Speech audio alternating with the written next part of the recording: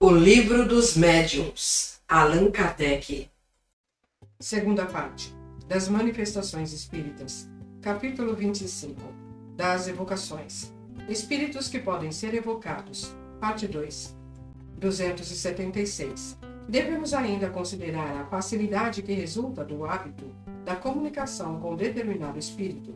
Com o tempo, o espírito comunicante se identifica com o do médium e com o do evocador.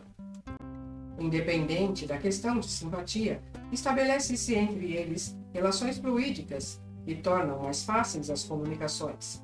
É por isso que a primeira manifestação nem sempre satisfaz como se desejava, e também que os próprios espíritos pedem sempre para serem evocados de novo. O espírito que se manifesta habitualmente sente-se como em casa, familiariza-se com os ouvintes e os intérpretes, fala e age com mais liberdade. 277. Em resumo, do que acabamos de expor resulta que a faculdade de evocar todo e qualquer espírito não implica para o espírito a obrigação de estar às nossas ordens, que ele pode atender-nos numa ocasião e noutra não, como um médium ou com um evocador que o agrade, e não com outro. Dizer o que quiser, sem poder ser constrangido a dizer o que não quer. Retirar-se quando lhe convém. Enfim, que em virtude de sua própria vontade ou não, após haver sido assíduo durante algum tempo, pode subitamente deixar de manifestar-se. Por todos esses motivos, quando se quiser evocar um novo espírito, é necessário perguntar ao guia protetor dos trabalhos se a evocação é possível. No caso de não o ser, ele geralmente dá as razões do impedimento e então seria inútil insistir. 278. Importante questão se apresenta aqui. Há de saber se é inconveniente ou não evocar espíritos maus.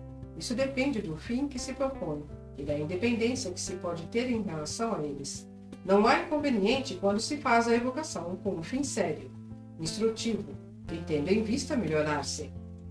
Pelo contrário, é muito grande o inconveniente quando se faz por mera curiosidade ou diversão, ou se a gente se coloca sob a sua dependência pedindo-lhe algum serviço. Os espíritos bons, nesse caso, podem muito bem lhes dar o poder de fazer o que lhes foi pedido, com a ressalva de punir severamente mais tarde o temerário que ousou invocar o seu auxílio, considerando-os mais poderosos que Deus. Será vã a intenção de aplicar no bem o pedido de despedir o servidor após o serviço prestado. Esse mesmo serviço solicitado, por menor que seja, representa um verdadeiro pacto firmado com os espíritos maus, e estes não largam facilmente a presa. Ver número 212. 279. Só pela superioridade moral se exerce ascendência sobre os espíritos inferiores.